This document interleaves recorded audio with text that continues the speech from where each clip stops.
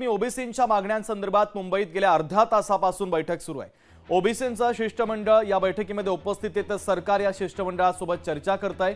लक्ष्मण हाकेंच्या 6 समर्थकांचा शिष्टमंडळामध्ये समावेश आहे। पंकजा मुंडे, छगन भुजबळ, पडळकर बैठकीमध्ये उपस्थित आहे, तर ओबीसींच्या शिष्टमंडळासोबत सरकारची आता महत्त्वाची चर्चा सुरू आहे। मुख्यमंत्री एकनाथ शिंदे आणि फडणवीसांसोबत ही चर्चा सुरू आहे। तर या बैठकीला मंत्री छगन भुजबळ, विरोधी पक्षनेते विजय वडेट्टीवार हे व्हीसीद्वारे उपस्थित आहे। मंत्री उदय सामंत, गिरीश महाजन, अतुल सावे, धनंजय मुंडे देखील उपस्थित आहे। पंकजा मुंडे, आमदार गोपीचंद पडळकर आणि ओबीसी नेते प्रकाश अण्णा शेंडगे आणि प्राध्यापक केपी मुंडगे देखील उपस्थित असल्याचं कळतंय। महत्त्वाची बातमी आपण पाहतोय, गेल्या अर्धा तासापासून ही बैठक सुरू आहे। विनोद राठोड आपले प्रतिनिधी आपल्याशी जोडले जातात, त्यांच्याकडनं बैठकीच्या संदर्भातले अधिकचे अपडेट घेऊयात। विनोद, गेल्या अर्ध्या तासापासून ओबीसींचं शिष्टमंडळ, ओबीसींचे नेते आणि सरकारची महत्त्वाची बैठक सुरू आहे, काय आतापर्यंत या बैठकीत झालंय? ओबीसी आरक्षण आणि मराठा आरक्षण हे दोन असे वेगवेगळे मुद्दे आहेत। त्या मुद्द्यांवर राज्य सरकारची बैठक घेत आहे। ओबीसी आरक्षणामध्ये एक गोष्ट पाहायला मिळत आहे की जे आरक्षणाची भूमिका मराठा आरक्षणाकडून घेतली आहे त्याचा विरोध करण्याचं काम या ओबीसी आरक्षणाच्या माध्यमातून होत आहे। मराठा आरक्षणामध्ये ज्या गोष्टी, ज्या बाबींचा समावेश करण्याचा प्रयत्न राज्य सरकारने केला आहे त्याचा संपूर्णपणे विरोध या बैठकीत केला जात आहे आणि ओबीसी आंदोलकही या एकंदरीत मुद्द्यांचा विरोध केला जात आहे।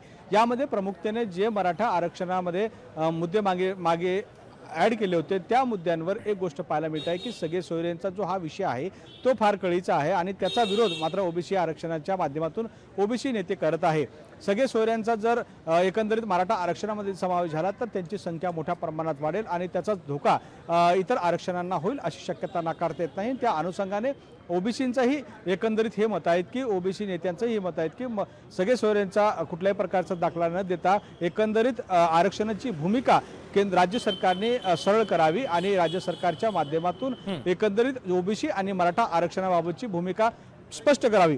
एक गोष्ट या ठिकाणी पाहायला मिळत आहे की ज्याप्रमाणे ओबीसी आरक्षणासाठी ओबीसी आरक्षणाचा जो मुद्दा या ठिकाणी पाहायला मिळत आहे त्यामध्ये जे रिजन वाईज बदल आहे ते आपण या ठिकाणी समजून घेतले पाहिजेत। कारण विदर्भात जो ओबीसी आहे म्हणजे जो स्वतः मराठा आहे तो स्वतःला मराठा मानत नाही तर तो कुणबी मानतो आणि दुसरीकडे इकडे मराठवाड्यामध्ये पश्चिम महाराष्ट्रामध्ये जो ओबीसी आहे त्याला कुणबी आहे त्याला तो स्वतःला कुणबी मानत नाही, तो मराठा मानतो। हा एक विषय या ठिकाणी मुद्दा कळीचा आहे कारण समाज एकच आहे। ओबीसीचा जाती समीकरणामध्ये ते येत असताना परंतु ज्याप्रमाणे रिजन बदलला, आपले दोन्ही प्रतिनिधी आपल्यासोबत जोडलेले होते। या बैठकीच्या संदर्भातले महत्त्वाचे अपडेट पोहोचवलेले आहेत, दोघांचे देखील धन्यवाद। लोकशाही मराठी ऐका, पहा, जागरूक रहा।